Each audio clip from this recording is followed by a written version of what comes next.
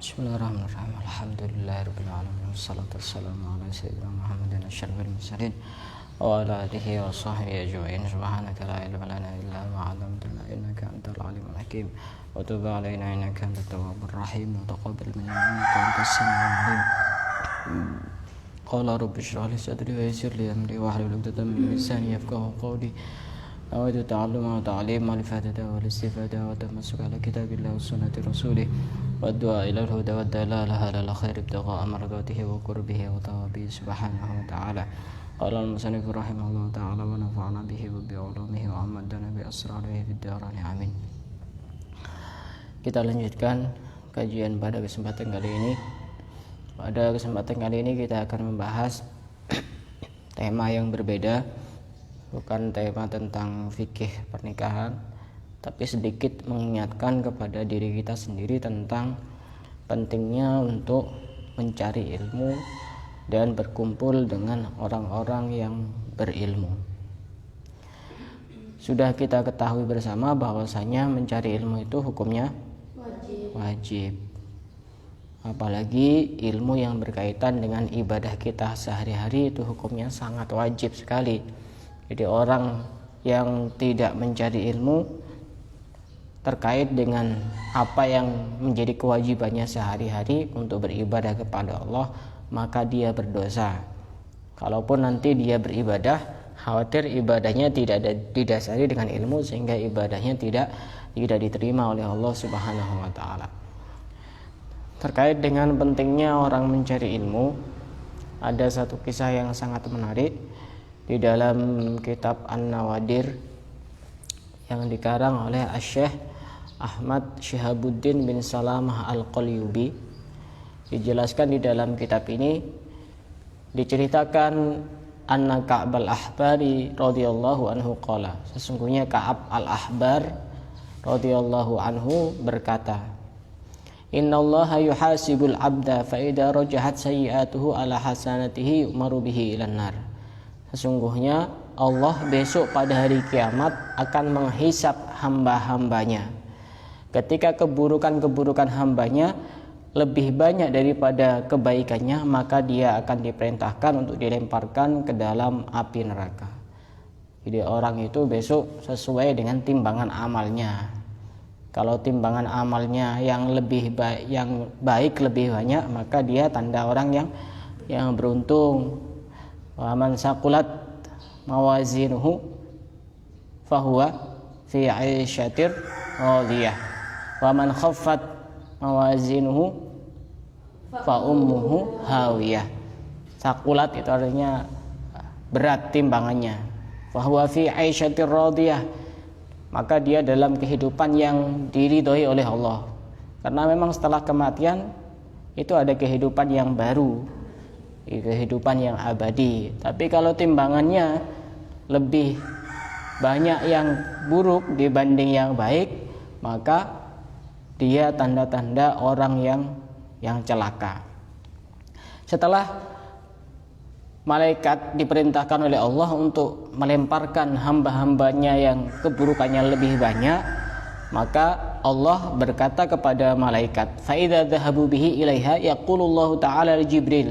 Allah berkata kepada malaikat Jibril, adrik abdi was'alhu hal jalasa fi majlisi alimin fid dunya fa aghfir lahu bi syafaatih. Coba tanyakan kepada hamba-hambaku yang ada di neraka. Coba tanyakan, itu masih tersisa, masih ada sedikit.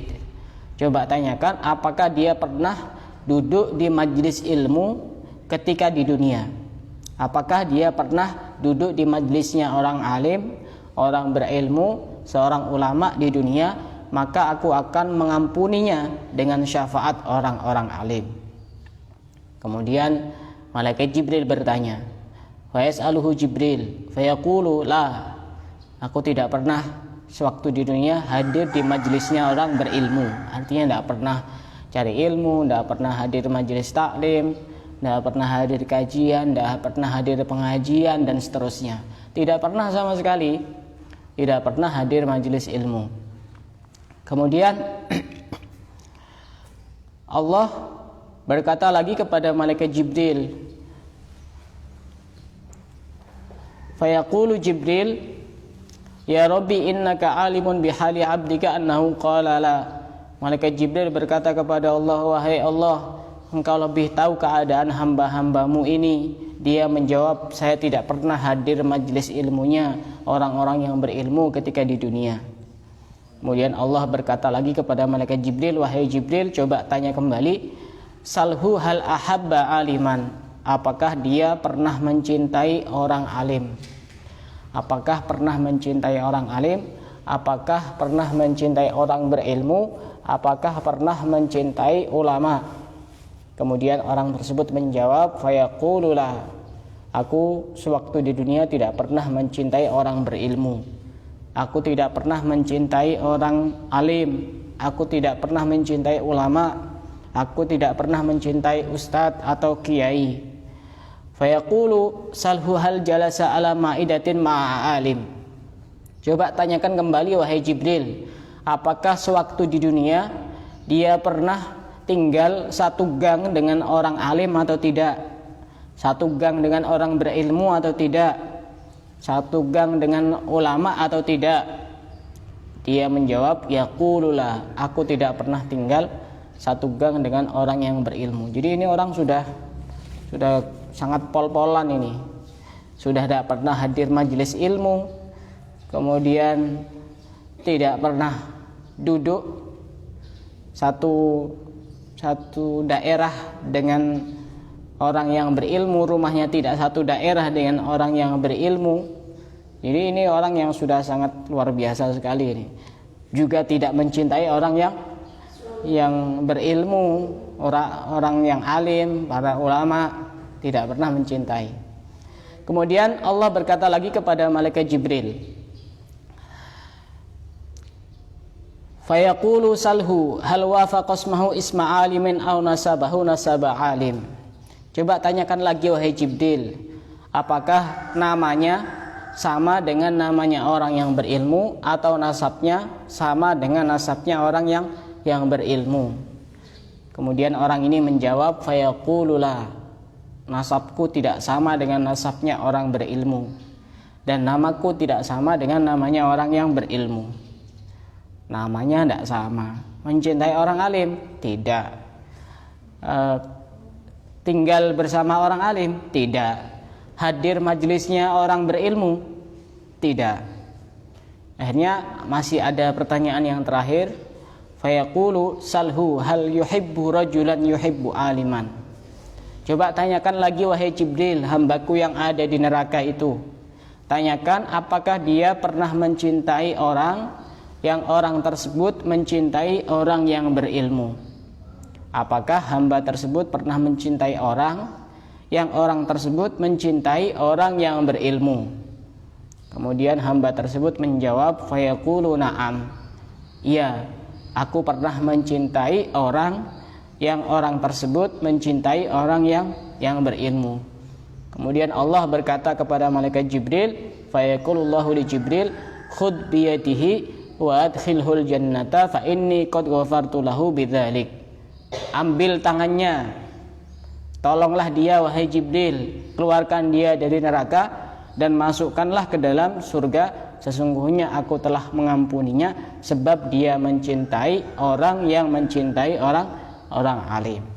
Nah, dari kisah ini ada pelajaran yang begitu sangat berharga. Orang itu mestinya pertama dia harus jadi orang yang berilmu. Harus jadi orang yang berilmu, orang alim, ulama, ustadz, ustadzah. Dan ini harus diterapkan kepada anak kita masing-masing. Anak itu akan punya keinginan sesuai dengan yang sering dia lihat. Saya pernah suatu hari ngantri di bank di sekitar sini, mau transfer gitu. Kemudian ada orang tua bawa anaknya sekitar usia 7 tahunan gitu, 7 tahun atau 8 tahun begitu. Kemudian di tengah-tengah saya ngantri, orang tua ini bilang kepada anaknya, jadi anak yang pintar biar kayak mbak-mbak yang di bank itu. Oh, berarti orang tua ini mindsetnya itu, cara berpikirnya, oh berarti yang dianggap baik yang seperti itu. Ya artinya semua ada kemungkinan baik, tapi orang itu akan mengajarkan dan mendidik anaknya sesuai dengan yang dia lihat dan dia dengar. Kalau orangnya sering lihat ustadz, lihat pengajian, sering menghadiri majelis-majelis ilmu, maka anaknya juga akan dididik untuk menjadi orang yang berilmu. Toh banyak juga itu pegawai-pegawai bank itu yang bilang, sampai kapan saya kerja di sini? Padahal orang lain yang lihatnya kok kayaknya enak, uangnya banyak. Ya, tidak mesti. Nah, orang itu sesuai dengan yang dilihatnya. Pokoknya pendidikan itu sangat berpengaruh dari apa yang dia lihat dan apa yang dia dengar. Yang dia lihat itu yang baik-baik, dia otomatis akan menjadi orang-orang yang baik. Yang didengar adalah yang baik-baik, maka dia juga akan menjadi orang-orang yang baik. Nah, kalau bisa kita itu jadi orang yang berilmu, jadi orang alim, jadi ulama. Kalau bisa, kalau tidak bisa, minimal kita mencintai orang yang berilmu. Oh, sudah tidak berilmu, tidak cinta kepada orang yang berilmu, ini satu kesalahan. Harus cinta kepada orang yang berilmu, kepada orang alim. Atau minimal kalau tidak bisa, ya kita mencintai orang yang berilmu. Oh, sudah tidak cinta kepada para kiai, para habaib, para ustadz, orang-orang yang berilmu, orang-orang alim. Tidak cinta juga kepada orang yang sedang cari ilmu. Ini satu kesalahan. Padahal di sini disebutkan orang yang pernah mencintai orang, yang orang tersebut mencintai orang ilmu, itu bisa menjadi penyebab dia dimasukkan ke dalam surganya Allah Subhanahu wa taala. Dan yang pasti orang berilmu dengan orang yang tidak berilmu itu sama pada sama? Tidak sama. Hal yastawil ladzina ya'lamun wal ladzina la ya'lamun. Apakah sama orang yang mengetahui dan orang yang tidak mengetahui, orang yang berilmu dan orang yang tidak berilmu? Itu di dalam Al-Quran disebutkan pertanyaan seperti itu. Dan itu pertanyaan yang jawabannya semua orang pasti tahu. Sama pada sama? Tidak sama. Lebih mulia mana? Ya pasti lebih mulia orang yang berilmu. Ini pentingnya kita harus benar-benar termotivasi dengan hal-hal yang berkaitan dengan ilmu. Di samping itu, karena memang mencari ilmu itu hukumnya wajib. Man salaka thoriqan yaltamisu bihi ilman yassarallahu lahu bihi thoriqan ilal jannah. Barang siapa yang ingin menempuh jalan menuju surga, maka dia hendaknya untuk mencari ilmu. Orang mau ke surga, tapi jalannya tidak melalui jalan ilmu. Lewat jalan mana? Harus jalan ilmu. Para wali, para ulama itu diangkat derajatnya sebab ilmu. Harus cari jalan ilmu kalau pengen ke surga. Kalau tidak melalui jalan ilmu, nanti tersesat itu. Surga yang mana? Ada satu hadis yang lain yang menyebutkan innal malaikata la tad'u ajnihataha li talibil ilmi liridwan bima yasma'u. Sesungguhnya para malaikat itu akan meletakkan sayapnya untuk orang yang mencari ilmu sebagai tanda bahwa malaikat tersebut ridho terhadap apa yang dia perbuat. Jadi malaikat itu punya sayap. Nah, orang yang berilmu itu akan dilindungi oleh malaikat dengan sayap-sayapnya. Bagi sebagian orang akan terlihat itu sayapnya. Pernah dalam suatu perkumpulan majelis ilmu, ada seorang ulama besar yang benar-benar melihat di situ ada malaikat yang sedang membentangkan sayapnya. Sehingga bilang kepada murid-muridnya, hati-hati kalau lari-lari di sini, karena di situ ada banyak sayap-sayap yang sedang dibentangkan oleh malaikat. Harus semangat cari ilmu ya. Semangat.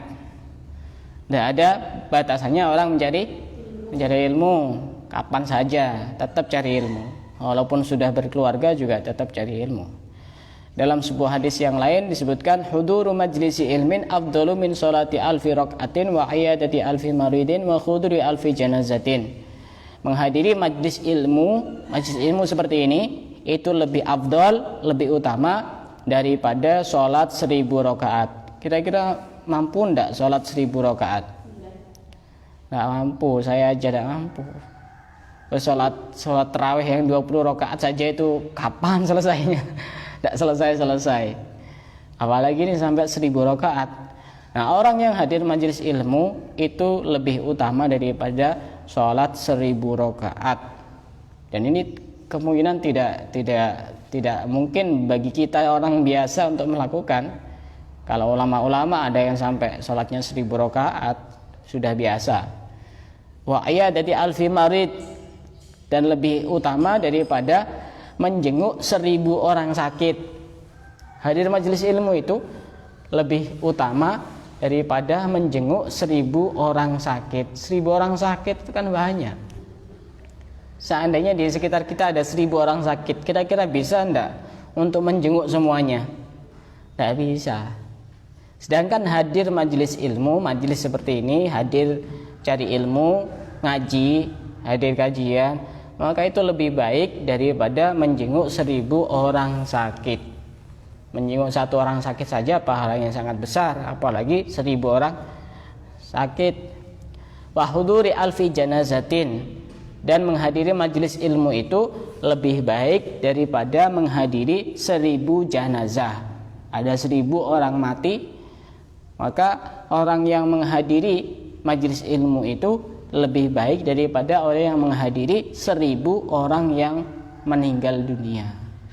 Padahal pahalanya orang yang mengiringi jenazah sampai ke pemakaman itu pahala yang sangat besar sekali. Ternyata ada yang lebih besar, yaitu hadir majelis ilmu. Makanya kita harus tetap semangat, jangan sampai tidak semangat, jangan sampai kendor. Tidak usah dikasih kendor, harus tetap semangat bagaimanapun keadaannya sampai hari kiamat. Dan saya itu punya keinginan kalau saya mati, semua orang kan mati ya. Kalau saya mati itu saya pengen, pilihan saya itu 2. Saya mati di tengah-tengah orang yang sedang cari ilmu, atau mungkin saya sedang mendengarkan ilmu atau sedang menyampaikan ilmu. Yang kedua, saya mati di tengah-tengah majelis orang yang membaca sholawat. Keinginan saya, ya kan, tidak tahu, semua orang kan punya keinginan. Dalam satu hadis yang lain, saya tidak lama-lama karena saya ada tamu. Tadi sebelum jam 6 sudah datang, mau berobat. Yang obati baru sembuh, mau berobat. Dalam satu hadis yang lain disebutkan, innallaha takaffala li talibil ilmi birizqih. Sesungguhnya Allah akan menanggung rizkinya orang yang mencari ilmu. Ini jaminan langsung dari Allah melalui lisannya Rasulullah. Allah itu akan menjamin orang yang mencari ilmu. Dijamin sama Allah, tidak usah khawatir. Sama seperti orang tua yang sedang memondokkan anaknya, tidak usah khawatir nanti kirimannya pakai apa, ya pakai uang, pakai apa. Tidak usah khawatir, sudah dijamin sama Allah. Orang itu sudah dijamin sama Allah rezekinya. Siapa yang dijamin? Orang yang cari ilmu. Itu ada bonus jaminan urusan rezeki, karena semua orang juga dijamin sama Allah. Dalam sebuah hadis, wa ma min dabbatin fil ardi illa 'alallahi rizquha.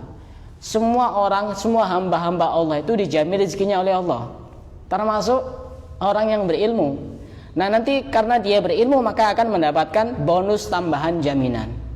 Jadi dia masuk dalam ayat ini, wa ma min dabbatin fil ardi illa 'alallahi rizquha. Semua orang akan dijamin rezekinya oleh Allah, baik orang Islam maupun orang kafir. Kemudian karena dia sedang mencari ilmu maka mendapatkan bonus tambahan jaminan rezeki dari Allah. Rezeki itu dari Allah semuanya. Kalau rezeki bukan dari Allah, maka repot. Kita itu kadang tidak begitu percaya bahwa Allah yang ngasih rezeki. Kita apalagi sebagai orang muslim, Yang kafir saja, yang tidak nyembah sama Allah, yang tidak sholat, dikasih rezeki sama Allah. Kok kita sebagai orang muslim tidak yakin? Saya dapat rezeki dari mana? Ya dari Allah. Dari siapa? Yang tidak nyembah itu dikasih rezeki sama Allah, kasih makan sama Allah. Kita sebagai seorang muslim yang sholat, yang beribadah, kok tidak yakin kepada jaminan Allah? Harus yakin. Harus yakin. Wa ma min dabbatin fil ardi illa 'alallahi rizquha. Harus yakin. Tahu cicak? Cicak itu makanannya apa? Nyamuk kan hewan terbang kan? Nyamuk hewan terbang kan? Cicak hewan yang nempel, yang merayap, yang nempel. Kira-kira masuk akal enggak? Hewan yang nempel, kemudian makanannya hewan yang terbang. Enggak masuk akal. Kemungkinan banyak cicak yang mati kelaparan. Tapi kenapa kau bisa hidup? Ya karena Allah yang ngasih rezeki. Ini secara ini tidak ada masuk akal. Tapi urusan rezeki ini memang harus benar-benar yakin. Semakin yakin bahwa rezeki itu ditanggung oleh Allah, maka kita tidak akan semakin pusing memikirkan urusan rezeki. Tapi ya harus kerja. Ya kerja itu sebagai syarat saja, tidak usah ngoyo-ngoyo. Sudah dijamin sama Allah. Orang yang di pasar dari jam 6 pagi sampai jam 6 sore, itu kalau rezekinya dalam sehari itu cuma 100.000, ya tetap 100.000. Dibanding orang yang berangkatnya jam 9 pagi, jam 3 sore sudah pulang. Ya kalau rezekinya sudah dikasih banyak, tetap kasih banyak. Kerja itu cuma sebagai syarat saja. Biar apa? Biar kita tidak menggantungkan hati kepada orang lain. Itu yang bahaya, daripada ngemis-ngemis itu tidak boleh. Sebisa mungkin kalau masih sehat ya kerja. Kadang saya itu agak risih kepada pengemis itu yang fisiknya masih sangat sehat sekali tapi tidak kerja, ngemis-ngemis, itu ya tidak selayaknya. Tapi kita sebagai orang yang misalkan dimintai, ya kalaupun tidak ngasih jangan bentak. Jangan bentak. Kalaupun tidak ngasih jangan bentak. Wong sudah tidak ngasih bentak-bentak. Ini tidak etis, tidak, kurang baik sikap seperti itu. Walaupun kadang-kadang pengemis itu juga mintanya juga kurang sopan. Ya sebagian pengemis-pengemis di pinggir-pinggir jalan, kadang di depan toko itu kadang manggilnya he mas minta. Ini kan juga kurang etis juga. Nah, kita harus tetap semangat untuk mencari ilmu, karena mencari ilmu itu hukumnya wajib, dan kita juga nanti akan dimintai pertanggungjawaban di hadapan Allah, apakah kita sebagai orang yang berilmu atau sebagai orang yang tidak berilmu. Saya kira saya cukupkan sampai di sini karena saya ada tamu. Itu nunggu sebelum jam 6 itu. Saya bilangi ini saya masih ngajar dulu sebentar daripada diliburkan. Ini eman-eman. Kita cukupkan sampai di sini. Semoga apa yang kita pelajari pada kesempatan pagi ini menjadi ilmu yang bermanfaat, ilmu yang barokah. Wallahu a'lam bishawab.